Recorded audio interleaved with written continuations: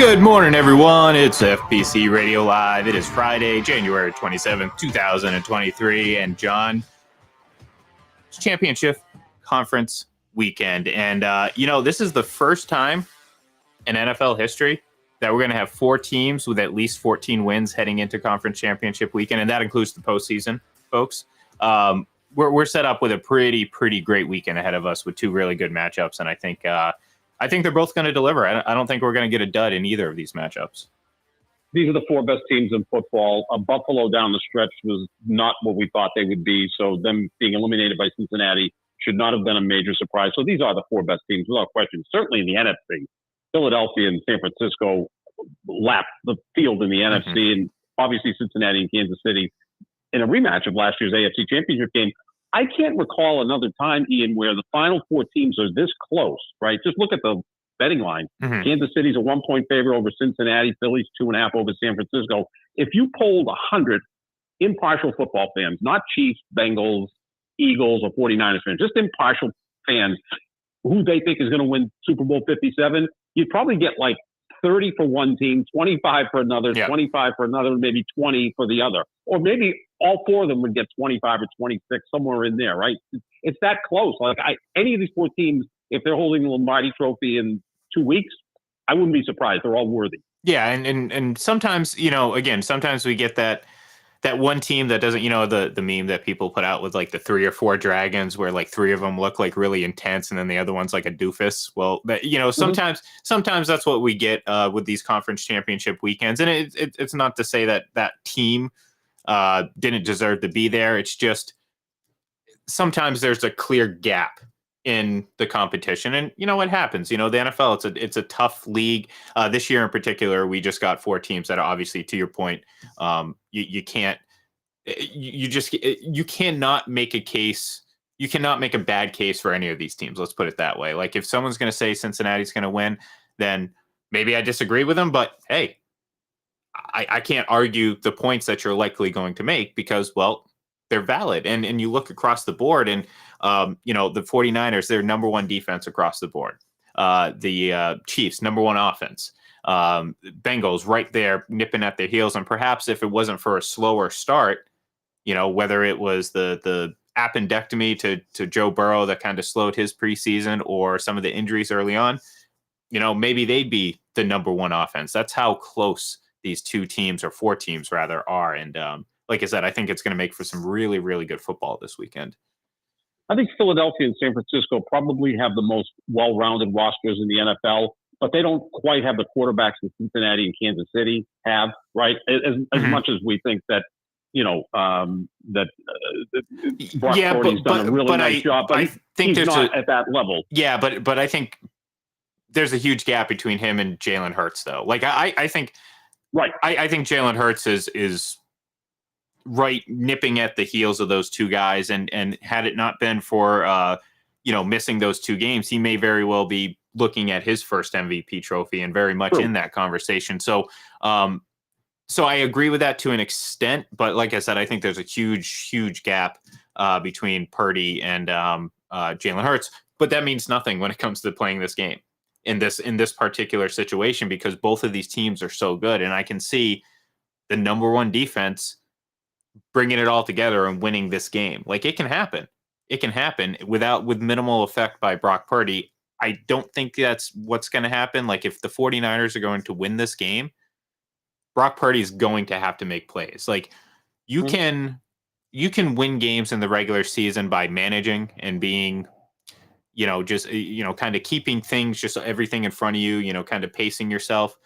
In the postseason, especially the further you get, you need to make plays as a quarterback. You cannot win championships unless your quarterback is making plays. And even the quote unquote worst quarterbacks to ever win a Super Bowl made plays in the playoffs. I look at Peyton Manning as a good recent example of, he was a shell of himself in 2015, but he still made some key plays during that playoff run that obviously elevated that team. So if the 49ers are going to go on and win a Super Bowl, look, no better example than 2019, John. Jimmy Garoppolo. Yeah, exactly. All he had to do was make a play, and he couldn't do it. And then that's the big difference. So yeah, Jimmy Garoppolo is a pretty good quarterback. You're not going to put him on the championship level of some of these other guys, even a Joe Burrow who hasn't won a championship yet, but we've seen him make those plays, and we anticipate, certainly at this point in his career, he's going to make a habit of that down the stretch. So yeah, I think the teams overall are all fairly even. Maybe we can rank the quarterbacks here if you want. I mean, I think it's, well, it's actually kind of an interesting discussion because I think, Purdy would be number 4, and it's really not it's not, no disrespect to him. I mean, he's still relatively unknown. Um, and, to a lesser extent, I would have to say Jalen Hurts is still kind of an unknown in the sense that we haven't seen it in the playoffs yet. Obviously, with Mahomes and Burrow, those guys have made playoff runs. Obviously, Mahomes has been to 2 Super Bowls, won one. Joe Burrow coming off of a Super Bowl last year, and again, I mean, this is a guy in his really his 3rd season, and he's primed to go back to another Super Bowl. So now you're looking at Mahomes and potentially Burrow as being neck and neck in that sense. So I would go Purdy, Hurts, and look, give the edge to right now to Patrick Mahomes because he's been there, done that, and then obviously Joe Burrow at number 2. But I mean, again, it might be better off saying 1A, 1B type of situation. So yeah, I would put Burrow number 1 only because he's healthier at this point. Now his offensive line may not be healthier, but he's healthier than Patrick Mahomes. So we're gonna have to see how Mahomes is. Well, on Sunday. I'm not ranking it necessarily based on impact. It's just based on who's better at their healthiest. You know what I mean? Sure. So I'm not really taking into account that any of these guys are banged up. I'm just saying, like, in terms of entering this weekend, if we're going to power rank the quarterbacks, I think that's how it go. But like I said, I mean, I would not disagree with anyone putting Joe Burrow up there. I know people would, up in arms like, oh my God, how can you do that? Well, because we can see that Joe Burrow is elite, and the idea that he could potentially be better than Patrick Mahomes is not outrageous. It's just, we got to see a little bit more right now. It's just that little bit more could potentially be here in 3 weeks. That's how close we are. Like, so yeah, that's how I'd go. Obviously Mahomes 1, Burrow 2 for me, and then Hurts and Purdy. Yeah, exactly. I mean, and I kind of laugh when people say, well, just try to build the way the 49ers built their roster, which I think is probably the best roster in football, save for the quarterback, right? I mean, they've got all pro players all over the place, right? Corner, safety, linebacker, edge rusher, left tackle, tight end, wide receiver, running back. They've got them all over the place. That's nice. If you can build a roster like that, then you have a good, solid quarterback. But most teams can't do that, especially when you start to pay the quarterback in excess of $40 million, which is what Kansas City's paying Patrick Mahomes.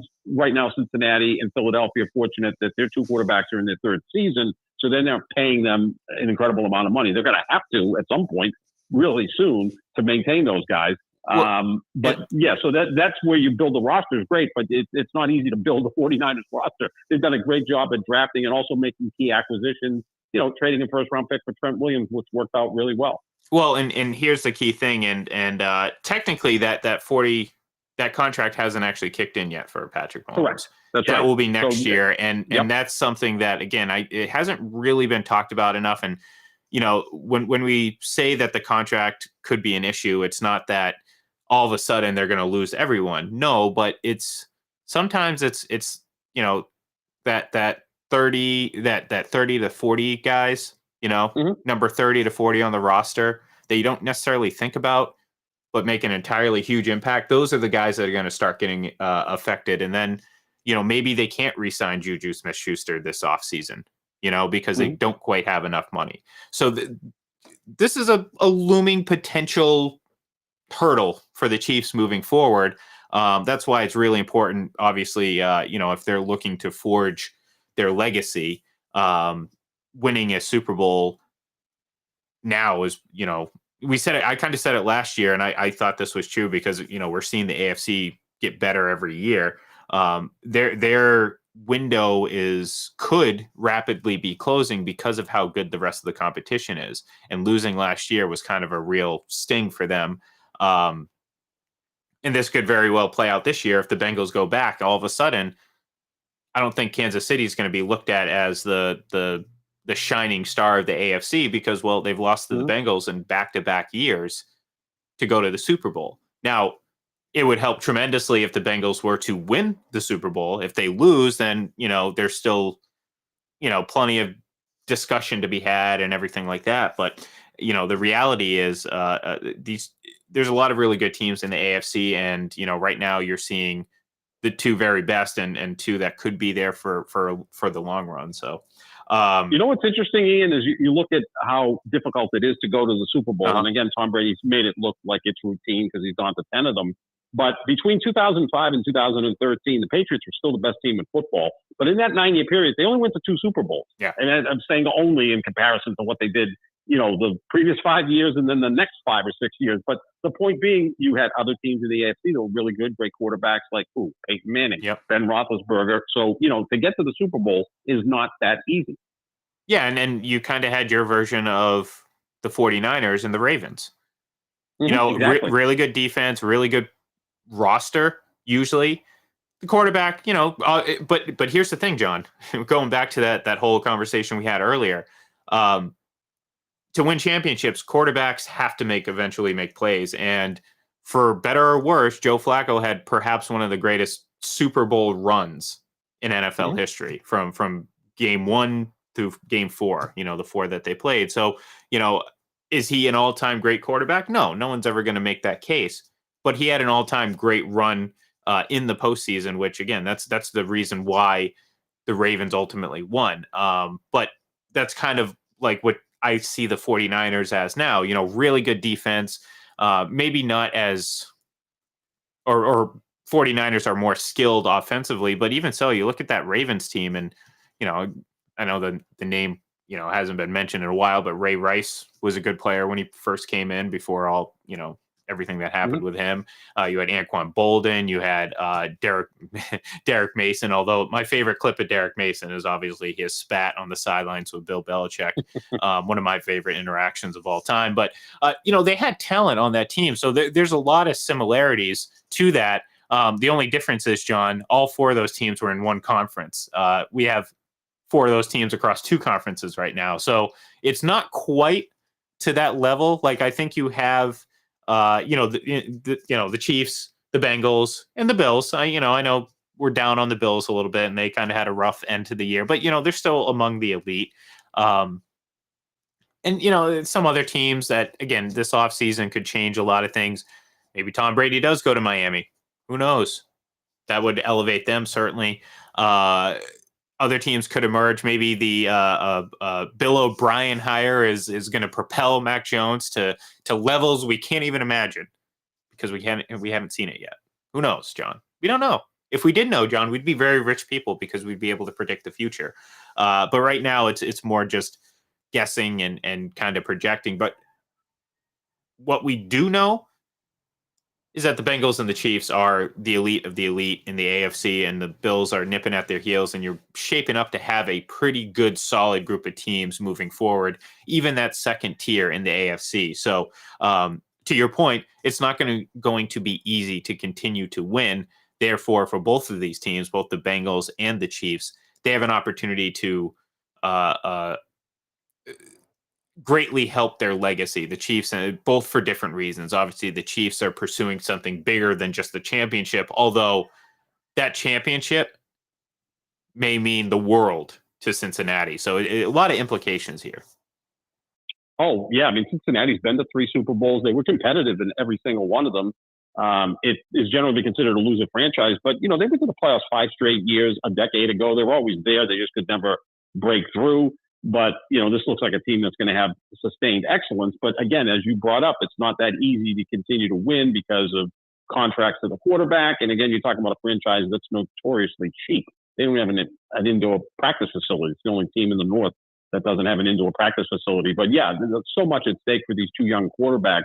But we are always in a rush to see how these quarterbacks can win. Let's not forget it's Burrow's 3rd year. It's Hurts' 3rd year. Purdy's a rookie. Now, Mahomes is trying to change greatness, right?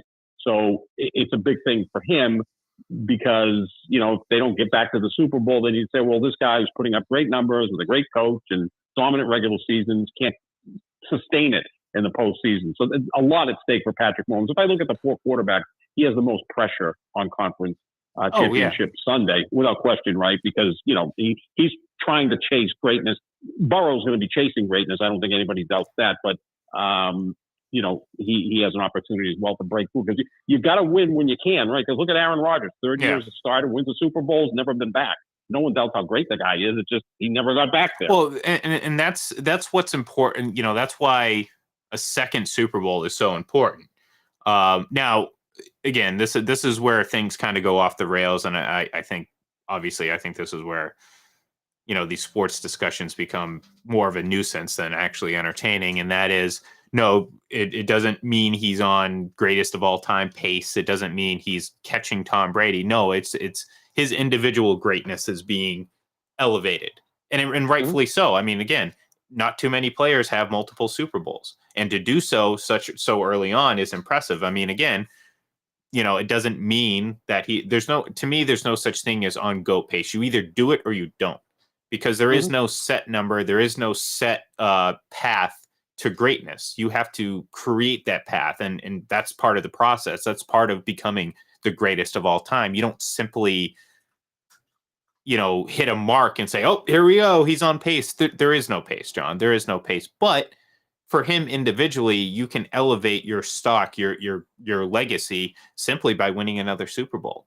Fair or not, I mean, that's the reality of this game. And just like any game, any sport, the purpose is to win. And how do you be great? Well, you win consistently. And obviously Patrick Mahomes has done that early on in his career.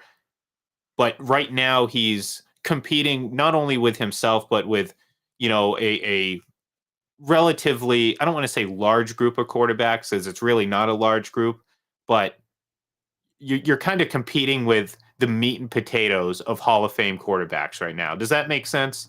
Like his competition, this is as right now, he's kind of just right in the thick of things. If this was a horse race, this is where all the horses are kind of clumped up together. I mean, Secretariat or whatever, that's the only horse I know off the top of my head. Tom Brady's far, far ahead. So that's not what the race is. But right now, Patrick Mahomes is trying to fight himself out of this horde of great quarterbacks. And winning another championship is going to give him, a nice leg up. But the reality of it is it doesn't break him free from that pact. Okay? Or pack, not pact. We're not forging a pact here. I'm talking about a pack. Confusing myself here, John. So hopefully the listeners are following me. But so we are. Yeah, good. I hope you're not just being nice, but thank you anyways, either way. But the point is like when we talk about his legacy, it can certainly be changed and improved. And there's a lot riding for him this weekend and obviously in 2 weeks if they make it to the Super Bowl. And like I said, I mean, there's a lot of great quarterbacks he's fighting with, and there's no shame in having some guys with a little bit more success, maybe their legacy ultimately would be a little bit greater. He's still got to fight through that. So a second Super Bowl is going to push him a little bit further into that group, but it's not quite going to, like I said, put him on GOAT pace, because hell, he could break free from that group, John, and Tom Brady may have already lapped him at that point. So the race might not even be within his reach. So I say all this, I mean, I guess it makes sense. It makes sense in my head. And at least you said it makes sense. And I know you're contractually obligated to agree with everything I say and compliment me when I'm at my lowest. I still believe that was a genuine agreeing with me. So yeah, there's a lot of legacy building here. Primarily in the AFC, I think there's more weight to it. I mean, Jalen Hurts going out and winning a Super Bowl would be great for Philadelphia, but again, he's just scratching the surface. You know what I mean? Joe Burrow's been there, lost. Can he become one of the few quarterbacks to bring his team back the next year and win this time? And there's very few that have done that. Most recently, Mr. Tom Brady, who did it in 2018. So, and then of course Brock Purdy. I mean, look, Brock Purdy goes out there and wins a Super Bowl. I mean, who knows? That's going to create the I think the most the broadest spectrum of conversation around the quarterback, because you're going to get the, oh, well, Tom Brady, blah, blah, blah, blah, blah, comes in, 7th round pick, 6th round pick, all that stuff. And apparently my phone's dying. So hold on, John. I don't want to lose you. Here. So, that could create this wacky conversation about Brock Purdy, or, maybe people will just go all in on the fact that the 49ers were just a great team, offense and defense across the board, and they got really efficient quarterback play at the right time. So, all right, let's. So Brock Purdy would be on GOAT pace if he wins the Super Bowl. Exactly. Right? 1 year, exactly. one Super Bowl. So he's on his way to a dozen of these. Honestly, John, it would be almost a little bit better pace, because like Tom Brady won a Super Bowl in his 17th career game, and Brock Purdy will do it. I think. What would it be? 6th, 7th, 11th? 10th, maybe 10th or 11th start. Yeah.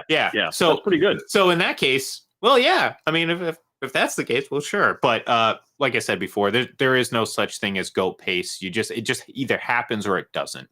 And I think these conversations that involve talking about potential GOAT or this, that, or the other, on pace to do this, we know all well. Again, I hate to bring it up, John, but Aaron Rodgers, he's just kind of the prime example of it, of a great player. No one doubts his greatness, but it kind of just goes to show how hard it is to get to the Super Bowl. And again, it's not like he hasn't had conference championship opportunities. It's hard. It's hard to get back. So, All right, we can let's start with San Francisco and Philadelphia, which I honestly thought. I mean, both of these games were really hard to pick, John.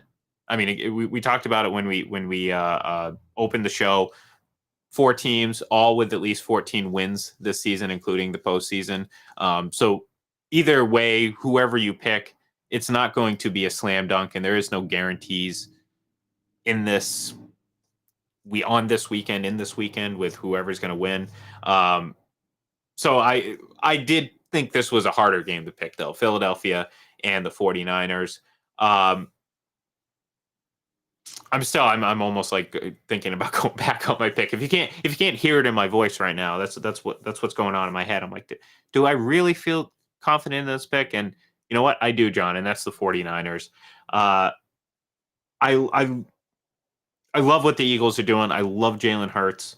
I cannot wait to see what he does next season, assuming that they get eliminated this year. But I think San Francisco is just too good. They just have too much ability, to the point where, like, you don't need you don't need a quarterback to carry him. Like I said, he's going to have to make plays. He's going to have to make some big plays, but he's not going to have to carry this team. And I'm talking about Brock Purdy. And it doesn't mean he can't do it. I'm just saying the pressure isn't on him to do it. The 49ers can win in many different ways outside of the quarterback being the prime focus. Like I said before, though, he's still going to have to make a few big throws, and I think he does do this against this Eagles defense. The biggest concern I have, though, is staying upright. And great story, John, Brock Purdy. But he has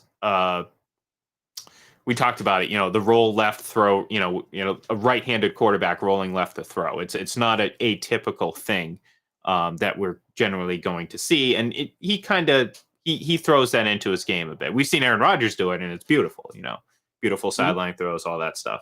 I wonder if his scramble and backyard-ish football tendencies may come back to haunt him against this Philadelphia front seven.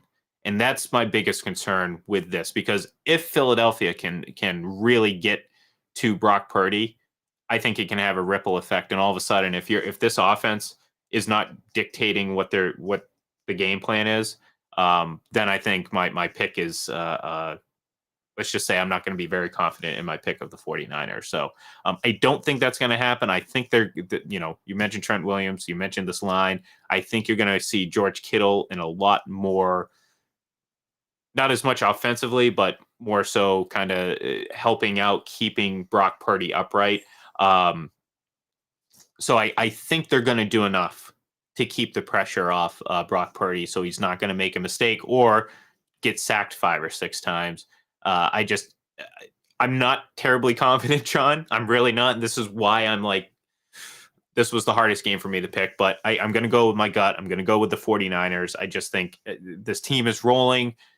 They have just the depth across the board is just, it's impressive. And I think they're going to get the job done. I'm going to go with Philadelphia. They're at home. I think they have the better quarterback. Also, San Francisco's won 12 games in a row. Throughout that stretch, they've never really trailed. Philadelphia can jump on teams. We've seen that. And if they're able to do that, I want to see what Brock Purdy and that offense looks like coming from behind against that pass rush. So I'm going to go with Philadelphia. I think they've had a more consistent season. When you look at it, they're 15-1 when Hurts starts. Yeah. The 2 of their 3 losses came when he was injured. And I think that pass rush is going to be a major difference against San Francisco, especially if Philadelphia can jump ahead and get a lead and then continue to run the football effectively, which is not going to be easy to do against that San Francisco front. Both excellent defenses, but I'll go with Philadelphia in what should be a fairly close game, but I like the Eagles. Yeah, I like if you want to actually, you know what, let's I'll put you on the spot. Let's do a score. We have 2 games this weekend. Let's actually put the scores on the paper. So okay. Go for it, because I need time to think now. Okay. I'll go with Philadelphia 24-17. I think San Francisco's offense is really good, but Dallas's defense did a good job against them last week before kind of collapsing in the fourth quarter. I think they were just kind of spent. Philadelphia had as close to a bye week and beating the Giants as possible, so I think they'll have a little more left in the tank. So I'll go with Philadelphia 24-17. Well, I see. I got San Francisco 27-24, and I think one of those touchdowns is going to be a defensive score, or a turnover that essentially sets them up like first and goal. You know what I'm saying? Like, so maybe not specifically a defensive touchdown, but something where you can pretty much chalk it up as an easy score. And that's saying something, because the Eagles don't turn the ball over a lot, and I don't think it's necessarily going to be a Jalen Hurts interception, but like I could see, maybe just an unfortunate fumble, because this is what the 49ers do. They force you into making mistakes. And like I said, I'm banking on the fact that Brock Purdy is going to stay relatively upright, and the 49ers are going to create that one key mistake that's really going to set them up for victory. So 27-24 San Francisco for me. So, all right. Rematch of last year's AFC Championship game. Andy Reid has a chance to pass Tom Landry, John, for playoff wins with 21. Both tied right now with 20. Bill Belichick, obviously, with 31. Very impressive. Obviously, we've known about it. We've seen Andy Reid for years now. We obviously very firsthand watching his Eagles teams in the early 2000s. Obviously, go to 5 conference championships, 4 in a row, going to the Super Bowl against the Patriots. So he's had a lot of success. And talk about legacy, he can add to his own legacy here with another win, and certainly another Super Bowl win. This game is. I think it's going to live up to the hype. I think you're going to see just an excellent football game between 2 really good quarterbacks and 2 really good offenses and 2 really good teams in general. I think the Bengals defense is better than the Chiefs defense. I think the Chiefs offense is. We're talking about ranking the quarterbacks earlier in the show, and kind of landing on 1A, 1B, Mahomes, Burrow. So I'll give the edge to quarterback to Kansas City, but I'm looking at this, and I think Cincinnati's just playing better football, and has been for a while. And maybe that's more of maybe that's just a perception thing, because Kansas City can be frustratingly inconsistent. And then, this is coming from Chiefs fans who watch them, look like they're unstoppable one moment and then kind of step on the brakes a little bit. And you're like, okay, is this a product of them just being bored? That happens. Great teams, it happens with them, where they just kind of, resting on their laurels. Or is there a fatal flaw with this team that can be exploited by another great team that can go wire to wire? And fortunately for Kansas City, I don't think there are a lot of great teams that can go wire to wire. Unfortunately for Kansas City, I think the Cincinnati Bengals are one of those few teams, and I think they do it again, John. I was thinking about it. I'm looking at it. I think you're going to get a great offensive game from both of these players. Maybe it's going to be a repeat of that back and forth game last year between the Bills and the Chiefs, where it's like it really comes down to the very last possession. But I think the Bengals are going to pull this off, and I'm going to say 31-28. So a 3-point game in both games. Yeah, I agree with you. I think Cincinnati's the better team, better defense. Both have really good kickers you can trust because it could come down to that, right? Yeah. It did last year. We see so many times that these games, especially when they get to overtime, come down to who's got the better field goal kicker. I like Cincinnati 30-24, maybe a slightly more comfortable win than you have, but it wouldn't be surprising if this thing goes to overtime. These teams are really, really close. I mean, they've played 3 times in the last 2 years, and every game has been a barn burner. So I like the Bengals 30-24, and they get their way back to the Super Bowl, which is a pretty amazing story because normally when you lose a Super Bowl the next year, you're in a funk. Well, they are a better team than they were last year, and I think they're the best team in football, and I think they have the best quarterback as well in Joe Burrow. So 30-24 Bengals. It's going to be fun. It's going to be fun. Yeah. So, well, that's going to do it for us here today. Like I said, we're excited to watch these games this weekend. Be sure to tune in on Sunday as myself and Braden break down all these games again and kind of get you set for that day's action. And I think we're going to get 2 classic conference championship games. I mean, that's what I'm getting. That's the feeling I'm getting based on what we're seeing from both these teams, or all 4 of these teams, all 4 of these quarterbacks. It's going to be fun, John. Let's just put it that way. I'm just hoping by the time like 6 o'clock comes around, I'm not going to be burnt out by bad football. That's all I want. I just don't want to be burnt out by bad football. That's all. So thank you everyone for tuning in. We will be back on Monday to kind of break down everything that we saw on Sunday. And of course, the rest of the week as well. So thank you everyone for tuning in. Give us a follow on Twitter at FPC Radio Live. And of course, go over to fullpresscoverage.com to check out all the latest and greatest. So thank you everyone, and we will talk to you soon.